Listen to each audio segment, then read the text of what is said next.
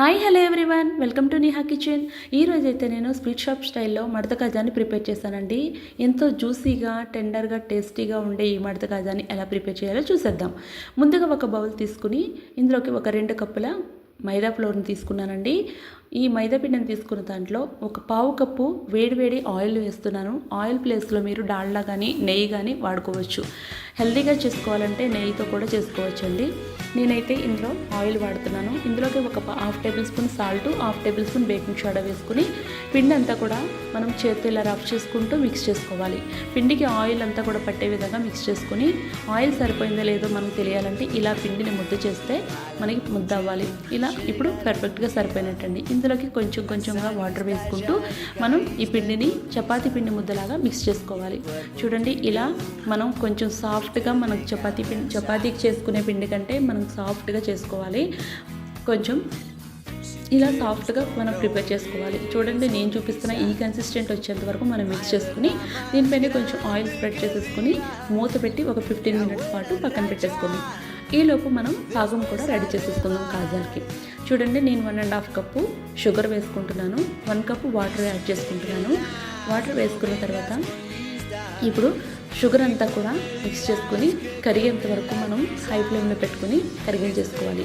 Sugar కరిగిన తర్వాత మనకి జస్ట్ పాకం ఎక్కువ రావాల్సిన పని లేదండి. తీగ పాకం అసలు రాకూడదు. మనకి జస్ట్ చేతులకి ఇలా కొంచెం జిగురుగా తగులుతుంటే చాలండి, పాకం రెడీ అయిపోయినట్టే. ఇందులోకి ఒక అరచెక్క నిమ్మరసం వేసుకుని షుగర్ పాకము అనేది గట్టిపడకుండా ఒక అరచెక్క నిమ్మరసం వేసుకుని ఇందులోకి ఒక 1/2 టేబుల్ స్పూన్ ఇలాచీ పౌడర్ని ఫ్లేవర్ కోసం వేసుకుంటున్నానండి. వేసుకుని అంతా ఒకసారి మిక్స్ చేసుకుని స్టవ్ ఆఫ్ చేసేసుకోవడమే. ఇంతేనండి, పాకం రెడీ అయిపోయింది.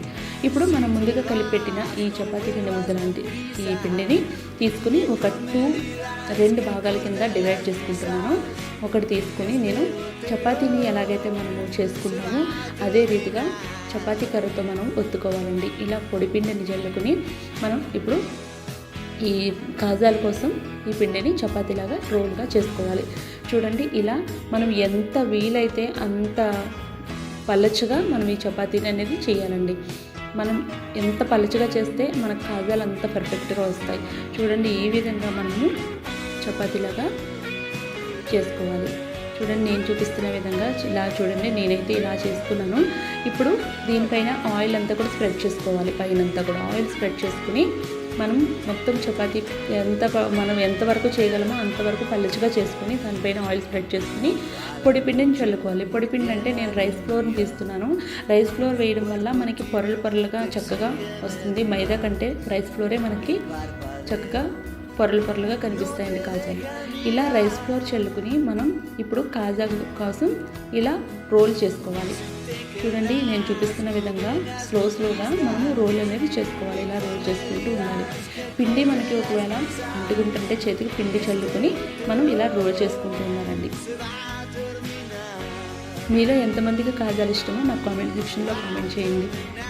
కాజాలంటే స్వీట్ ఇష్టపడిన వాళ్ళు అంటూ ఉంటారు కదా, స్వీట్ అంటే చాలా మందికి ఇష్టం కదా. మనకి స్వీట్ తినాలనిపించినప్పుడు ఇలా ఈజీగా స్వీట్ చేసుకుని తినేసేయచ్చు.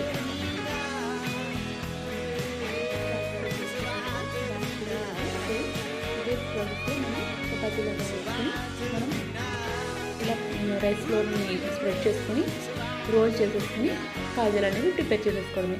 లాస్ట్ చివర్లో వచ్చి కొంచెం వాటర్ అప్లై చేసుకుని మనం రోల్ చేసేసుకోవాలండి. ఇలా రోల్ చేసుకున్న దాన్ని చక్కగా ఒకసారి అటు ఇటు కూడా చేసుకొని చేతులతోనే మనం ఇలా ముక్కలుగా 1 ఇంచెస్ కట్ చేసుకుని ఇలా చపాతీ కర్రతో ఒక ఫింగర్తో ఇలా నొక్కి పెట్టి అలా మనం చపాతీ కర్రతో ఒత్తుకోవడమే. ఇంతేనండి, ఈజీగా మనం ప్రిపేర్ చేసేయచ్చు. కాజాలన్నీ కూడా ఇలా చేసేసుకుని ఇప్పుడు ఆయిల్ హీట్ అయిన తర్వాత స్టవ్ ఆఫ్ చేసేసుకోవాలండి. వేడివేడి ఆయిల్లో ఈ కాజాలని వేసేసుకుని స్టవ్ ఆన్ చేయకుండా అవన్నీ కూడా పైకి తేలేంత వరకు ఉంచి పైకి తేలిన తర్వాత అప్పుడు స్టవ్ ఆన్ చేసుకోవాలి. స్టవ్ ఆన్ చేసుకుని ఇలా గోల్డెన్ బ్రౌన్ కలర్ వచ్చేంత వరకు మనము ఫ్రై చేసుకోవాలి. ఇలా గోల్డెన్ బ్రౌన్ కలర్ వచ్చిన తర్వాత మనము వేడివేడిగా ఉన్న కొంచెం గోరువెచ్చగా ఉన్న ఆ పాకంలోనే ఈ కాజాలని వేసేసుకోవాలి. ఎందుకంటే వేడిగా ఉన్నప్పుడే మనకు పాకం అనేది చక్కగా పడుతుంది. కాబట్టి ఇలా వేడివేడిగా ఉన్నప్పుడే మనం పాకంలో వేసేసుకుని చక్కగా ఒక 15 సెకండ్స్ మాత్రం పాకంలో ఉంచి తీసేసుకోవాలి బౌల్లోకి. ఇంతేనండి, ఎంతో టేస్టీ అయిన వేడి కాజాలు ప్రిపేర్ అయిపోయినాయండి. ఎంతో టేస్టీ అయిన కాజాలో ఇంట్లోనే ఈజీగా ప్రిపేర్ చేసేయండి. మీరు కూడా చేసి మీకు ఎలా వచ్చిందో నాకు కామెంట్ సెక్షన్లో చేయండి. మీకు నచ్చినట్లయితే మీ ఫ్రెండ్స్ అండ్ ఫ్యామిలీ మెంబర్స్కి షేర్ చేసి లైక్ చేయండి. Thank you for watching. Please subscribe.